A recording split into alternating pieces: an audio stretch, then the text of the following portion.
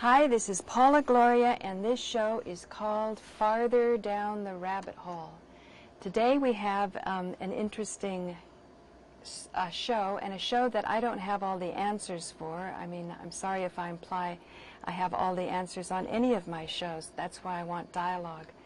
And for you to either call me up on my telephone or send me an email, or if I ever figure out how to make my website interactive, you can connect with me that way. But today I want to share with you something that I discovered as a result of my bicycling around Manhattan, and that's Times Square. There's kind of a drone that comes out of the grating on the grill, you know, beneath the ground. And so I thought I would just sort of put it out to you. I'll show you what I shot there. And then I'll share with you something I got from the New York Public Library. And, you know, and we can see where we can go from there. If time permits, I'm going to share with you some of the audio from the supernatural miracle that my friend Molly Cheshire and I saw when we were in India with Sri Sai Kaleshwara Swami. That will be the miracle of the blood and how we went to study supernatural healing. I wasn't specifically interested in learning how Jesus healed, but I was definitely interested in learning how I could make my charity more effective. So for now, let's go to Times Square.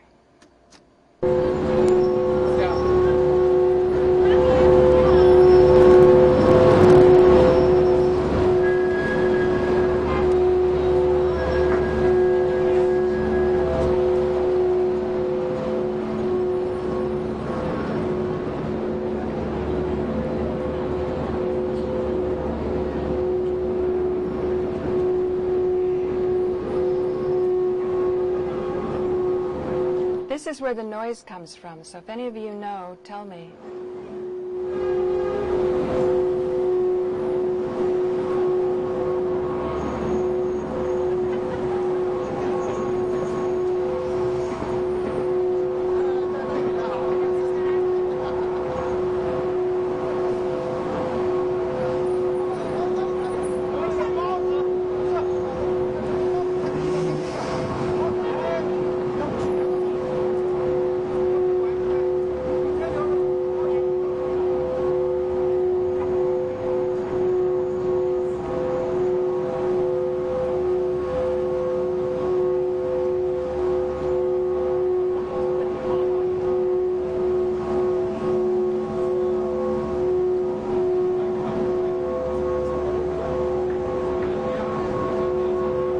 That, of course, was my bicycle. Again, that sort of droning sound had that Tibetanish quality.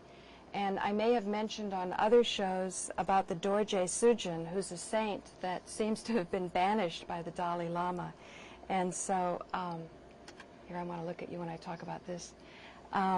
When I was in India, you know, my tendency is always to champion the underdog. So as soon as I heard there was a suppressed religion, you know, man, I was just right up there checking it out. So I couldn't find any pictures on the internet today, but in the future, again, if this is a direction that any of you viewers want me to go in, I certainly will go in that direction. And that is to talk about a 15th century saint who won a debate with the 5th Dalai Lama, I believe it was. He won the debate, but maybe because he won, they killed him anyway. And it's a dramatic story about how he was killed, and then also what happened to his remains. Today we have the 14th Dalai Lama, and my understanding is, although attention and focus on this Saint Dorje Sujin was something that he used to start his spiritual practice, in this day and age he has forbidden any attention on Dorje Sujin. So keeping in mind that Adolf Hitler was known to have had about 30 or so Tibetan monks chanting away, transmuting the energy from the suffering in the concentration camps, I'm highly sensitive whenever I perceive anything that has to do with Tibetan atrocities. This is not to say that all aspects of Tibetan religion are atrocious. Absolutely not. As a matter of fact, I even think that the inspiration that Franklin Delano Roosevelt got may have come from his wife in the expedition that they sent into Tibet. And Webster Tarpley knows the result of the New Deal, and he's very much promoting that we need to do an absolving of debt and New Deal-ish things today. And I've never had a chance to have this type of discussion with Webster because spiritual studies is not his shtick, so to speak. But in any case, I know nothing about this drone coming from beneath the street in Times Square. I'd like to know about it, and I'll share with you what I have here.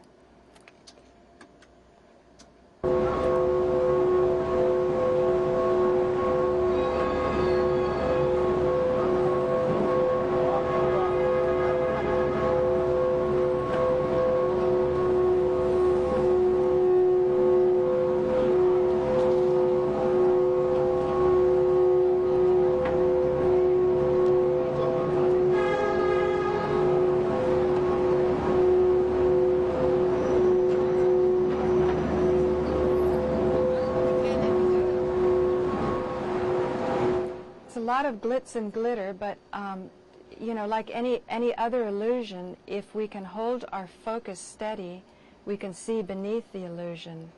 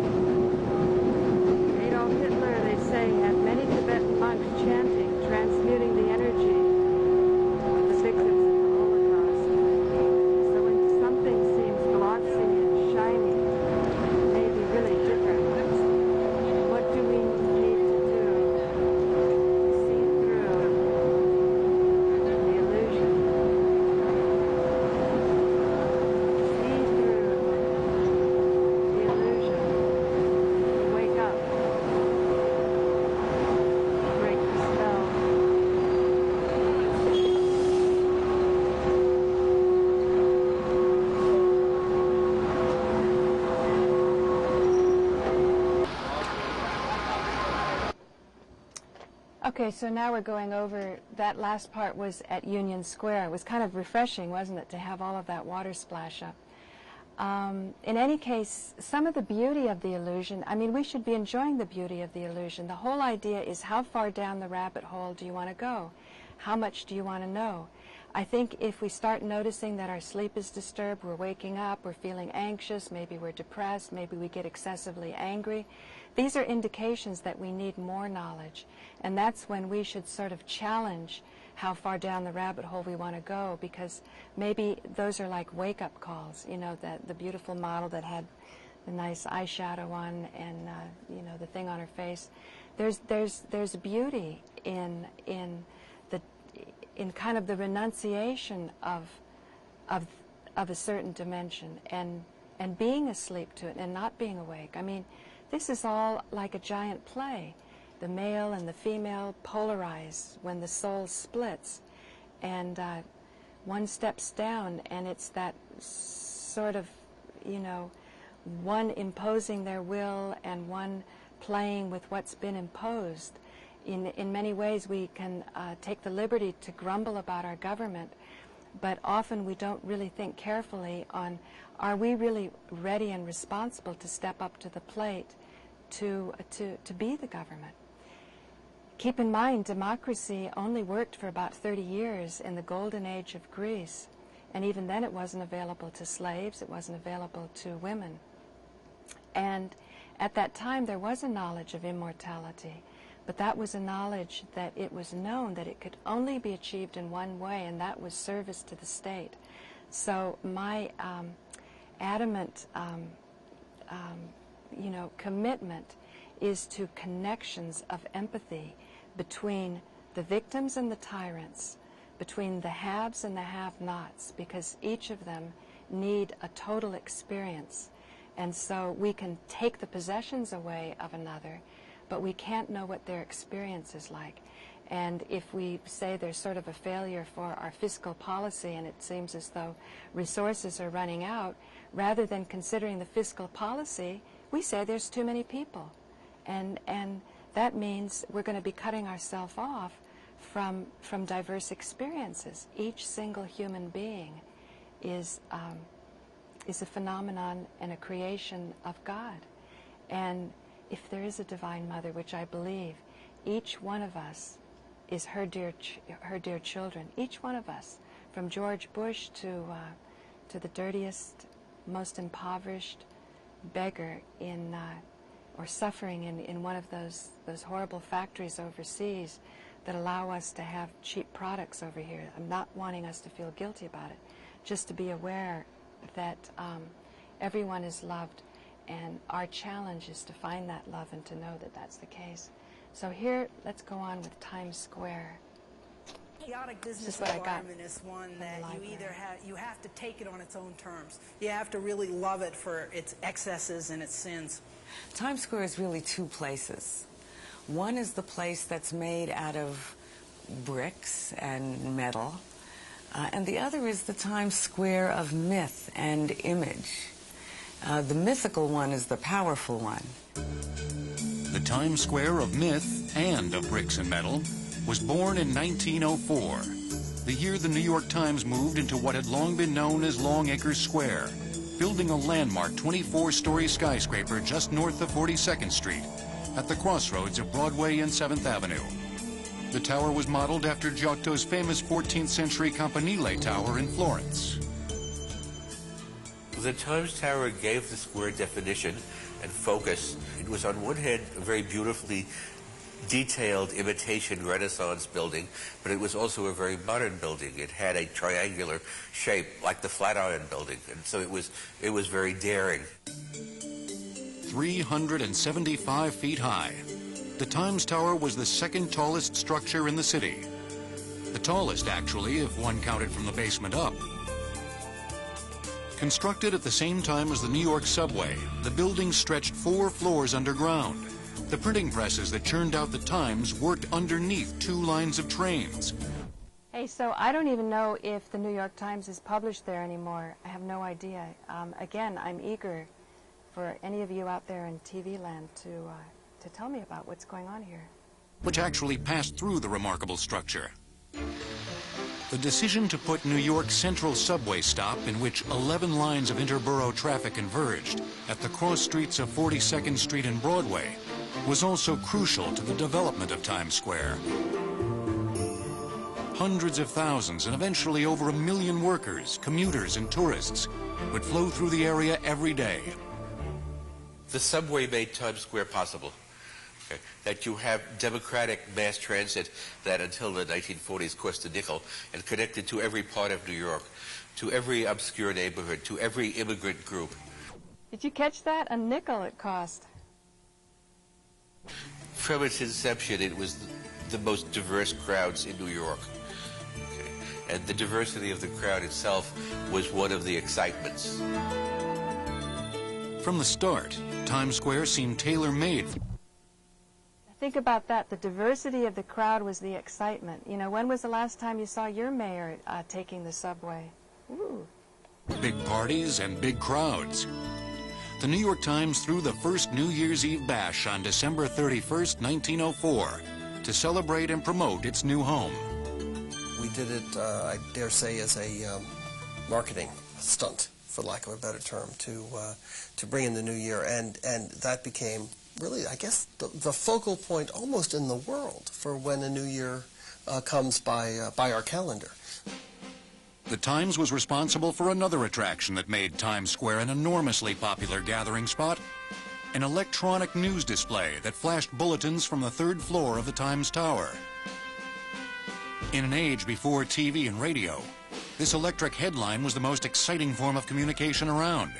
Riveting crowds, like this throng of men who stood for hours watching a play-by-play of the 1919 World Series. The Times updated the display in 1928, installing a system of chain-driven letters that switched thousands of incandescent bulbs on and off so that messages appeared to move around the building. The Zipper, as it was soon called, was a real-time ticker tape that gave people a sense of witnessing history as it unfolded. Some of the great... So keep in mind there's some things, parts of mind control that are really nice and fun, you know? So, you know, it's not like just a simple situation here. Moments of the 20th century reflected back in photos of people gathering around to watch election results or polar exploration results. Did Byrd make it to the South Pole on his airplane and things like that. So it was a wonderful moment in time. I think to a certain extent it's one of those things that has given Times Square a sense of community. It is the one fixed point in a changing age, and it is the one place that people over the decades have learned to look to find out what's happening, to connect. Just reminds me, Webster Tarpley was talking about the Dow Jones Industrial Average. He goes, we don't have an industry anymore. Something to think about. Themselves with the rest of the world. The Zipper has a lot of competition these days. It's now operated by Dow Jones, which acquired the icon in 1995 and replaced the old bulbs with 235,000 light-emitting diodes, which are easier to read in daylight and which can display characters at a faster speed. Normal display speed is 9 characters a second, but the Zipper zips to 15 characters a second with big news. There are these days a lot of other digital signboards around here, but there's only one Zipper, and it's clearly the first, and we like to think it's still the best. It is the place that people think of when they think of getting information from Times Square. The Zipper's most famous message was delivered on May 8, 1945, setting off Times Square's most emotional mob scene. A wild celebration that still lingers in the national consciousness as a defining moment for the nation and the square. It was already very famous, and we already had the celebrations there for New Year's when the Times put their tower there. But the thing that probably elevated Times Square to crossroads status was the celebration of the victory in Europe and the victory in Japan. Hey, so think about that. How long have we been in Iraq? How long did World War II go on? And how long have we been in Iraq? And is there any hope that we can have such a celebration? I think there is. But again, you know, it's going to take some skill. So this is why I'm always down at Union Square. I'm liking to gather information from people, ideas and thoughts from people, so we can consider better realities, new realities. Not just better. I think new realities means it's an all or nothing thing. When I first heard the term new realities from Alan Steinfeld, I thought that's really stupid. Because reality is reality. How can you have a new reality implying that the old reality wasn't real? But the truth of the matter is that knowledge is structured in consciousness. And as we increase our capacity through questioning and through challenging what's real and what we take to be real, and what we and a willingness to embrace the uncomfortable, to leave what's familiar, because we know that when we stay with what's familiar, we get into these ruts, and there don't seem to be solutions.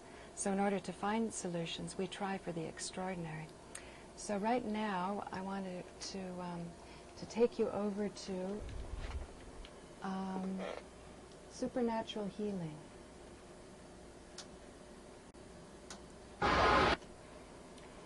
Okay, before I go into the supernatural blood, I want to say where Molly and I were on the turn of the century. And this also explains why I'm very, very curious about peak oil. Because at this time, remember Y2K, all of civilization was supposed to come all of civilization was supposed to come grinding to a halt because the computers were going to go wacky when the year 2000 came. So here's what was happening in Times Square, and then I'll show you what was happening in India with supernatural dimensions. Times Square, December 31st, 1999. An estimated 2 million people are jammed into the crossroads of the world, as it has long been called, with billions more watching on TV around the world. It's a national party that's hard to imagine taking place on the same scale, with the same emotion anywhere else. There's nothing like...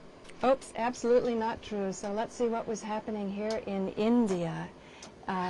Sometimes you have to act like you are receiving, but... Okay. Now here I'm going to be playing my tape recorder because I couldn't figure out a way to make a cassette work here in the Express studio. So this was December 26th. On December 25th, Sri Sai Kaleshwar Swami had at his very exquisite and very exclusive and very small ashram a gathering of maybe about 50 to 100 people, certainly not more. And these people were, many of them were from Germany, and there were a few Japanese. Later on, he put more attention on the Japanese. So this seems to be the time that the great focus went to Americans and Germans, Europeans. And out of the German-speaking group, there were a lot of Austrians. And so, you know, keeping in mind that Hitler was from Austria, these masters liked to follow bloodlines. So to sort of adjust any kind of things that are out of adjustment, I guess is what you would say. So now he is talking. This is something of...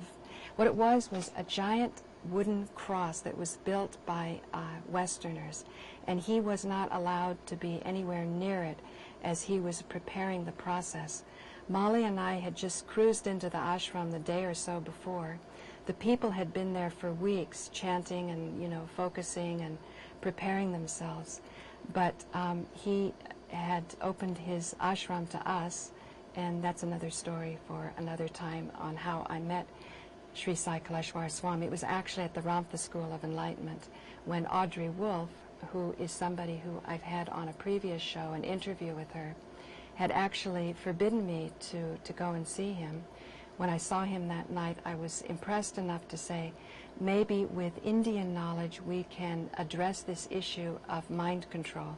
I was specifically interested in the sex slavery that was going on in the White House, but since that time I have learned that all of us at all times in some way or another are influenced by media, by advertising, and by mind control. And some of it is delightful and wonderful, and some of it has an extraordinarily dark side. So it is well worth putting attention on. So let's go now to Swami Kaleshwar talking about the miracle of the blood after it was done. Don't receive it. You have to show your heart you are receiving it, but don't receive it. You understand? He's talking about how to deal with negativity. It's very, very important. If your heart is closed, it's ready to hit your heart door and it enters in you. He's talking about the importance of an open heart. You know, he searches out for people who seemed to be pretty innocent, and certainly Molly and I, all the people I knew, we didn't know what the heck miracles were or what their value was. Well, there's powerful people who seek out such saints. Everything, and the positive energy, when I started to create, a huge negativity came on me. One level, Philip is absolutely right. When it's ready to attacking on me, for 1 hour, just simply I received it. Okay, I don't want to throw. At a time I can't throw on Baba. So keep in mind, he's talking about how to handle very high levels of energy, and he's being very transparent about this process because, let me change this. Because everyone who was in the ashram at that time experienced it, so it wouldn't be responsible for him not to give more details about it. One thing that kind of excites me about going more deeply into this knowledge is that as a result of learning more about 9/11 and what really happened, that it was a controlled demolition and that there was huge amounts of asbestos released into the environment and heavy metals. A lot of the fire workers who, there was a Red Cross study done on some of them, and they have very, very high levels of heavy metals in their blood, which is toxic. This young Swami, he was able at one point, as part of his spiritual process, which is in Scripture, in their ancient scriptures, to drink mercury. And I think he drank about a pound of it. So what I'm thinking is that we need to learn more so we can be more effective in understanding the kind of environmental onslaughts we're under. Suck the poison out. Grace of God. If I did like few seconds, what is my position? Even though I'm doing the process. He's kind of giving a debriefing of what was going on from his side when he made this wooden cross, which was built by Westerners that he never touched, so there were no tubes or trickery in it. Eventually let forth about, I don't know, 8 liters of blood. It was quite an extraordinary event. Some leaves, juice, making that and touching, just in a second, sucking out. You understand? Who can do it? He's kind of preparing people also for a cobra process, where if someone's bitten by a cobra, which is usually lethal, you can heal them. And he's explaining the mechanisms of that. And also suggesting that in a few days, maybe somebody wants to volunteer for it, which caused a lot of trepidation at the ashram. In the end, nobody did it. What? I want to watch you when you got the bite. Nobody knows. Oh, he's teasing somebody there who's, you know, saying that he wouldn't want to volunteer. Yes. He has a huge fear. If you die, who will take care of Monica? Okay, this is a man who's married to somebody who's gone through a lot of processes. They were a little more advanced than everyone else. But the importance of going through the death process is tremendous.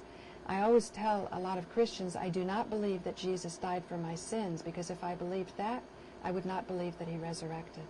And so this is the importance of understanding the miracles. Just to put a piece of paper, numbers, put in a big box. Oh, he's saying that there'll be a lottery process with this. It goes on for about 90 minutes, and it's a very deep process. But I don't think we have enough time to go into it today. So again, I will wait and hear for what kind of feedback I get to see how far we should take it, and also to encourage people to contact me to see if this is a direction you like, or if this is a direction you find offensive, or you want to learn more about, or you think I'm not deep enough, or I'm too far out there with the 5 elements, or you know, you don't like impeachment. I think George Bush should be impeached, but I don't think we should be looking for punishment. Guilt, blame, and shame never accomplished anything, but connections of empathy have always accomplished absolutely everything. Thank you for joining me. My name is Paula Gloria, and you've been watching Farther Down the Rabbit Hole.